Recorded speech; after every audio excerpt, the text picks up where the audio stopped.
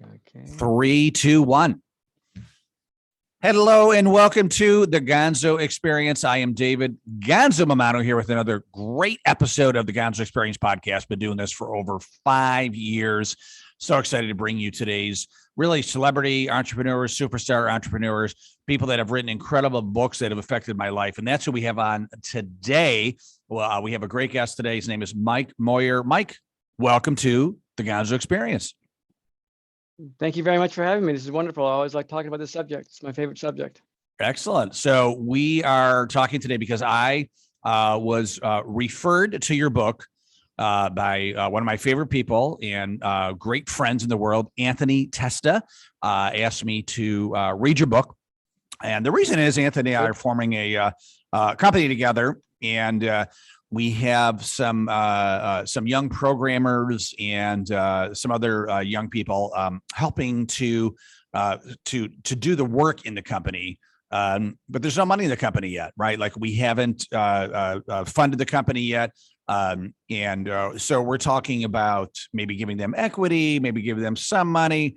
And, you know, in my experience, it's always been kind of like, oh yeah, let's think about that. Let's figure that out. And, you know, well, let's see how much work they do in a couple of months, and then we can decide how much equity we give them.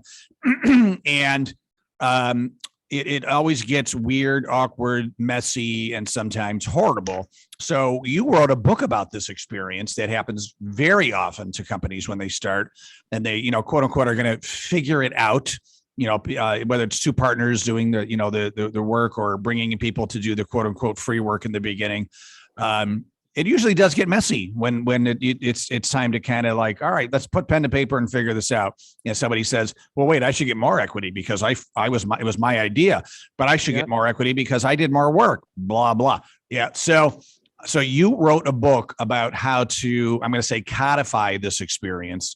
The book is called Slicing Pie. Very good book. Got it on Amazon, listened to it in really about 3 days. It was a very good, easy, read/listen to. So Mike, tell us about, give us an overview of the book. Tell us about the journey, about how you figured this all out. And then I want to get into giving people some nuggets on how to implement a slicing pie strategy when forming a company.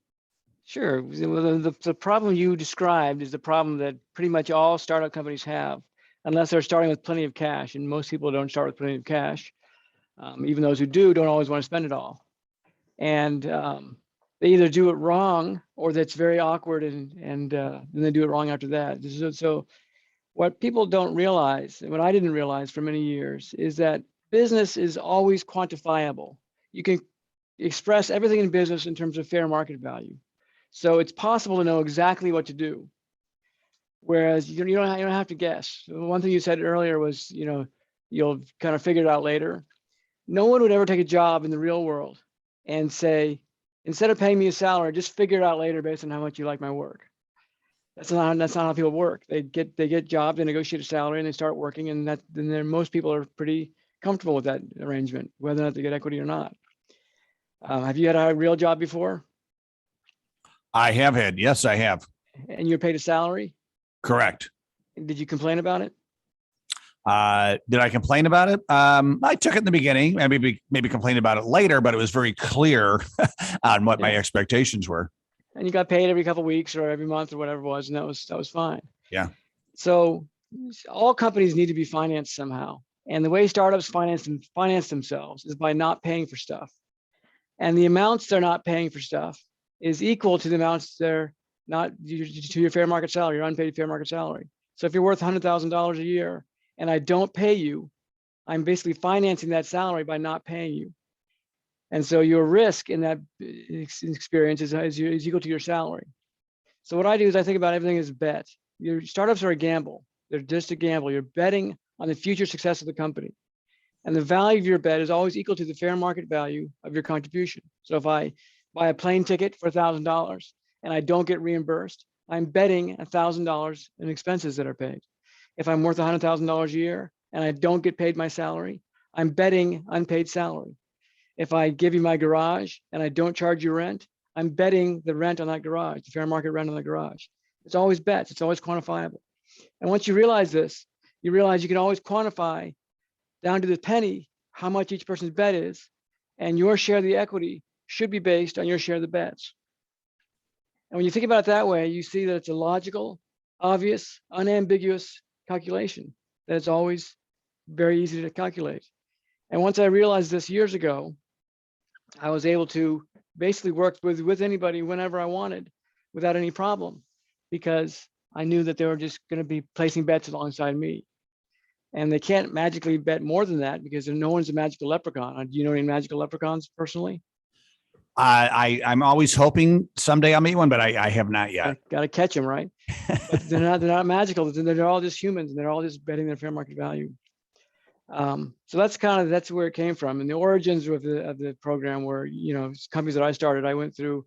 I started a company in college where I was paralyzed by the equity issue. And I have people come to me and say, I'll split it with you 50-50, Moyer, or here's an idea, go develop it and give me half the money. And I thought that's kind of silly. Why would I go out and do all that work for just to give you half the money because it was your idea? And I eventually stumbled upon this betting concept, which is where it is today. And there's a few caveats. Like when you think about things in terms of bets, you also think about in terms of people walking away from their bet. If you're at a blackjack table and you stand up and walk out of the casino, you're walking away from your bet in the middle if you walk away in the middle of the game. So you shouldn't get equity if you walk away in the middle of the game. You get fired, for instance, or you resign for no reason.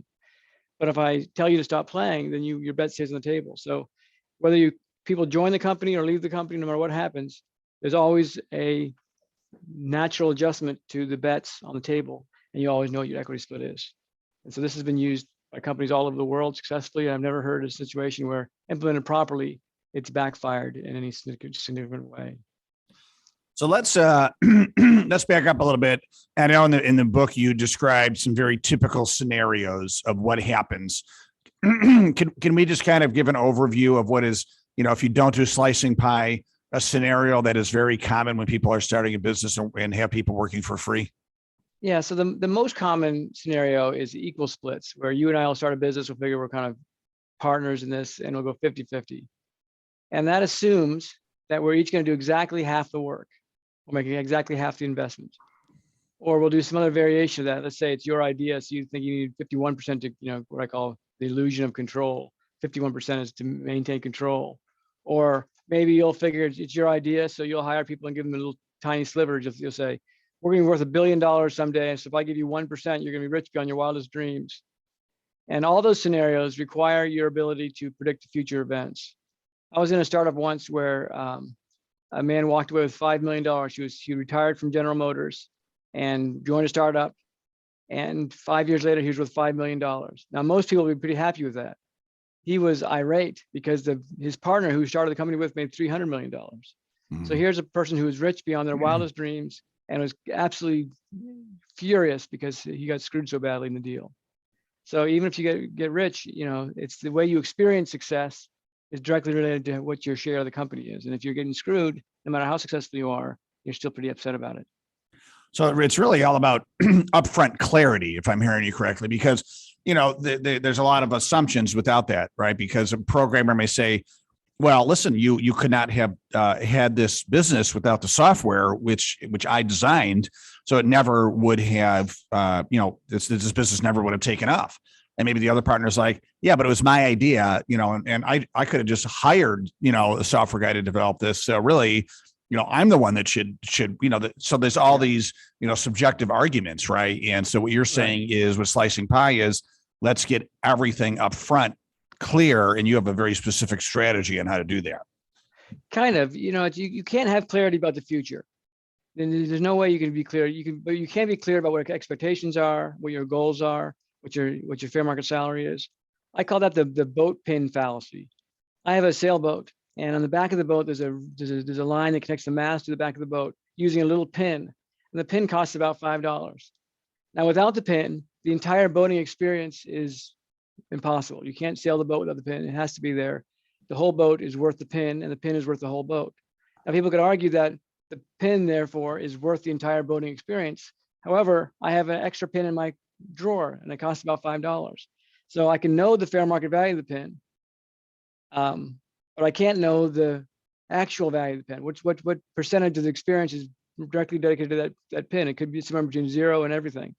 So that the idea that you couldn't do this without me isn't true. We can always go out and hire the next closest thing.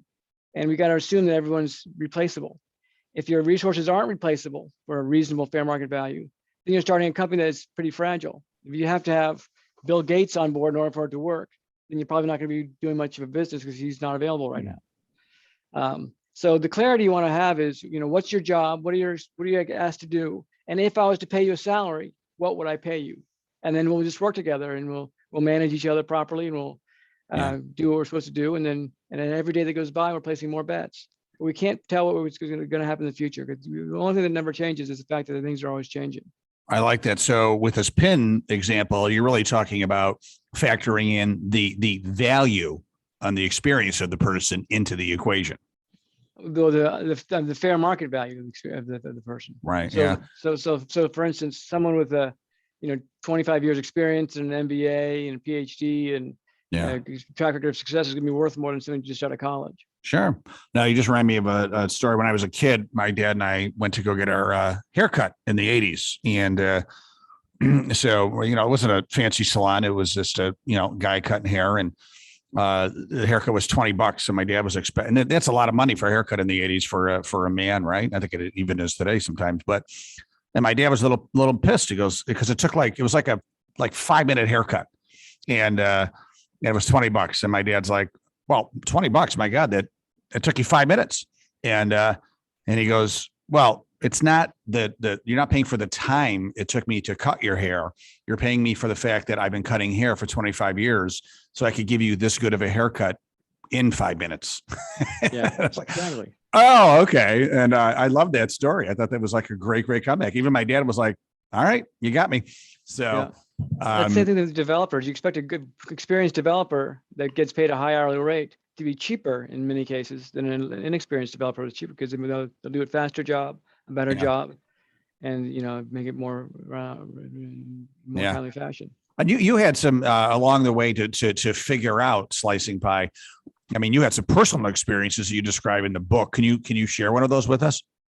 Well, the first iteration of slicing pie, when I had a company in college, this will make the story more interesting. I had a company in college. I made T-shirts for sorority houses, and I eventually grew it into a manufacturing company. And we made jackets, like fleece jackets. I thought I was going to be the next Patagonia. Of course, I was not. But I sold that business, and that was in the late 90s after I graduated from graduate school. And I invested in the stock market during the dot-com bubble and did quite well. And so I was, riding high, and I got married, and I had a baby, and I bought a house, and I went back to business school, and I started a new company. And the company used sort of an iteration of slicing pie. I used the betting concept, but I left some important pieces out they can tell you about later. And one of the pieces I left out was called a cash multiplier. And so because I wasn't there, everyone assumed that I would just cover the expenses, which I was kind of okay with. And I wound up spending literally all of my money on the startup, and we went out of business because I did a bad financing deal. And I joined another startup right afterwards, and I made all my money back in less than a year with another exit. So the first situation, I consumed all my cash, which I shouldn't have had to because I didn't implement slicing pie properly. The second situation, I got basically more than my fair share of the business. I went in as at a VP level and got the VP option package that vested when we sold. So I was there for less than a year, where others at my level were there for 5 years, and they got the same equity packages that I did. So that's not really fair, but I'm not going to give. I didn't have anyone to give the money back to, and of course, it was legal. So what I realized was just because something's legal, just because you agree to it, doesn't mean it's fair. Right. But those experiences, that was a pretty volatile time in my life. The life of an entrepreneur is a pretty volatile experience, always. But that was especially volatile. But I, really learned more about, working with partnerships and things like that. And then I joined another startup a few years later, and I was a co-founder. And my founder was much more experienced than I was and had a lot more money than I did. And he was investing his own money in the business. And he kept awarding us, me and the founding team, managers we hired, equity. And every time he gave us more equity, he'd have to sign a new operating agreement. And when I left the company, for good reason, my shares vested. But there was one line in the entire operating agreement that allowed him to buy back my shares at fair market value for himself. And so he did. He basically gave me, more or less nothing for them, and probably turned around and sold them for maybe millions. Wow. And again, it was legal. I had read it. My lawyer had a chance to look at it. There's nothing, illegal going on. But just because it's legal doesn't make it fair. Just because you agree to it doesn't make it fair. Right. Because we know that fair market values, we always know what's fair and what's not fair. And you can't hide behind a legal contract because it's just not right. Right. And so it comes down to just ethics as well, right? Like partnering with the someone that you trust and believe that is going to project themselves in an ethical manner along the way. Right. I call it, it should be an ethical or moral agreement, not a legal agreement. Yeah. No, I like that. Okay. So let's give the Gonzo listeners here, or the Gonzo family, kind of a scenario, like let's do this, right? So, let's say you've got two people, and one is more of the the salesperson, the front end person, and then one is more going to provide the IT, the software, all that stuff. And they start a company together, and they might have some other people doing some of the work too. Like, how do you kind of get this going? What are the first steps? The first step is to define your fair market salaries. What would you be paid if you were paid in the fair market? So if I'm a sales and marketing person, and I typically make $100,000 a year, if you want to hire me, that might be about what you could pay me. And for startups usually have lower fair market salaries, not because they don't have any money. That's one reason, but the main reason is because there's no real responsibility in a startup. You don't have any customers, you don't have any revenues, you don't have any products. There's not much to lose except for yourself in a startup.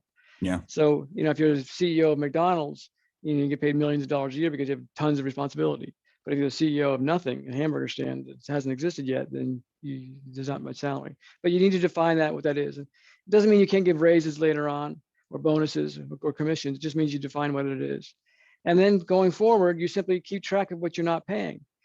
You keep track of your hours if you pay by hours, or your weekly salary.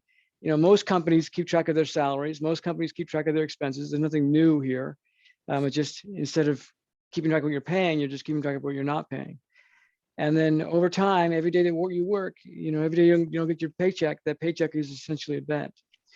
And I mentioned multipliers before. One of the things to keep in mind about contributions is there's two basic kinds of contributions. There are cash contributions, which require cash out of your pocket. So unreimbursed expenses is the main one, or money that I invest and then subsequently consumed on bills and expenses. And there's non-cash contributions, which are things like time and ideas and relationships. So if a relationship turns into a sale, then I might be entitled to a commission, which is a non-cash contribution because it didn't require cash in my pocket. If a relationship turns into an investment, I might be entitled to a finder's fee, which is a non-cash contribution because it didn't come out of my pocket. So if I hired you to work for me and I paid you $25 an hour, and you want to buy something that costs $25, it would take you more than an hour to earn enough money. Because when I paid you, I'd pay employment taxes and Social Security taxes. When you receive the money, you pay income taxes. And when you bought the thing, you pay sales tax and VAT tax. Add that to the overall scarcity of cash, which if it wasn't scarce, it wouldn't be a problem providing it, but it always is. And time value money, things like that. So it'll probably take you about 2 hours to earn enough money. For that reason, I apply a multiplier to the cash to smooth out the difference between cash and non-cash. So in Slicey Pie, I use a unit called a slice, which is a fictional unit of risk, like a poker chip. It just marks the fact that a bet took place. So for every dollar in cash, in non-cash you put in, you get 2 slices in the pie. And for every dollar in cash, you get 4 slices in the pie. And that accounts for the differences between cash and non-cash. So as you move forward in your business, you convert your contributions to slices to smooth them out. And at any given time, when you reach a break-even point or a Series A investment, major investment, you would bake the pie or freeze the pie, and your share would be equal to your slices divided by all the slices. Your percentage of the bets should be based is your percentage of the equity. And that's the basic idea. So I know, so you talked about, valuing the person based on what would they get paid in just the general market and adjusting that somewhat.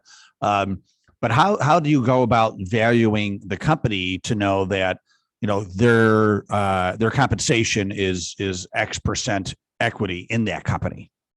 You don't. Slicing pie works during a zero valuation time period. So before the company has any value, it's just worth zero. So companies that are worth something generally generate revenues or profits or have tons of customers, like WhatsApp maybe, or some intellectual property that's very unique. But most companies don't have lots of customers that aren't paying, and most companies don't have a lot of revenue. So during the formation stage, they're worth zero. The only time you put a value on there is when you can ascertain a value with a professional investor. So at a VC round, for instance, or after a break even, then you can say this company is generating revenue or profits, and we can put a value on it. But trying to value a zero value company is foolish and dangerous. It's foolish in the sense that you're just making up guesses about how much it's worth. And it's dangerous in the sense that if I give you equity in a company that I think is valuable, when it's not, then you may very well pay taxes on something that's not worth taxes. So if I think my company's worth $1 million and I give you half the company, I've just given you $500,000 in value. And the IRS will say, okay, you owe me $500,000 of taxes on taxes on $500,000 of value, even though there wasn't any underlying value. And when the company goes out of business, you just lost that tax money. The tax people won't give it back. So you got to be very careful about placing valuations on an early stage company, and trust that when you will become valuable, it'll be much easier. But so slicing pie works when there's a zero denominator.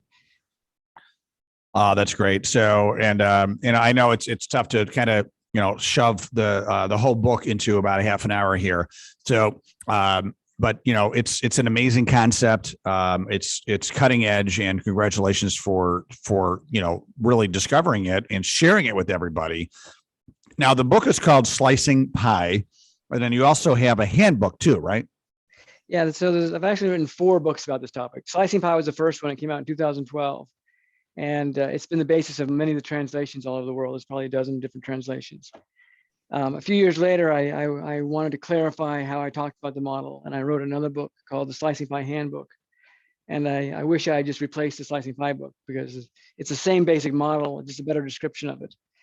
But those 2 books are available. And just this last year, I released another book called Will Work for Pie, which is a follow-on to either one of those books that goes into more detail about how to pay people. For instance, it covers how to do a variable compensation program, like a bonus program for companies, or how to pay a board of directors, or how to pay an advisor, or how to put together a sales commission structure for your sales team. So I got a lot of questions about how do you determine fair market rates. And so that book goes into more detail about those topics, the Will Work for Pie book. And it's 99 cents on Amazon right now, because I haven't gotten around to changing the price yet. Awesome. Okay. Good to know. Is this concept, your concept here, being taught in any colleges as a course? Yeah, I of course teach it when I teach at Northwestern University, and I try to teach it every quarter when I can, when I have time. And there are lots of colleges that I'm in contact with that use it. I often hear it taught it. I taught it at Stanford a few years ago, and I've heard it taught all over the country. Yeah, it seems like it's a curriculum right there, right? So that a lot of angel investors and VCs would be, very, very interested, right, in this concept. So, but of course, just the founding entrepreneurs in the beginning. So, well, Mike, this is tremendous. So you just mentioned your books. Where else can people find you and get in touch with you if they're interested in learning more? Well, slicingpie.com is my website. And there you can find lots of free tools. I try to, Slicing Pie is free to use. There's no patent on the system. It's just because it's basic logic, just the logic of fairness. But you can download plenty of articles and spreadsheets to keep track of things. And there's free versions of the book and things like that. And of course, you can buy the full version of the book on Amazon. You can set up a call with me through the website. There's also a lot of lawyers all over the world that do Slicing Pie deals. I got one lawyer who's probably done 1,500 deals in the past few years. Oh, wow. So it's used all over the world, and it's compatible with any legal jurisdiction, because it's just a decision-making model. It's just how to make better decisions. Excellent. Mike Moyer, slicingpie.com, and they could get in touch with you through the website. Is that the best way? Yep. Excellent. Mike, Okay. thank you so much. I really appreciate you being on the show and sharing some heartbeats with us today. You're welcome. Thanks for having me. Nice chatting with you. Absolutely. And we'll I want to have you back for your next book too. So I know there's going to be more books coming out, right? Yep. Excellent. So, well, thanks again, Mike. And I also want to thank you, Gonzo family, for listening today. Every Wednesday morning, we launch a brand new episode. And, please, if you're enjoying the episode, do the thing. And the thing is like, share, review, all that good stuff, because that's only going to help us to get to more and more listeners so that we can help more and more people. Thank you so much, everybody. Thank you. I appreciate that, Mike. Have a great day, everybody. Thanks again for listening to the Gonzo Experience, and make sure to stay awesome.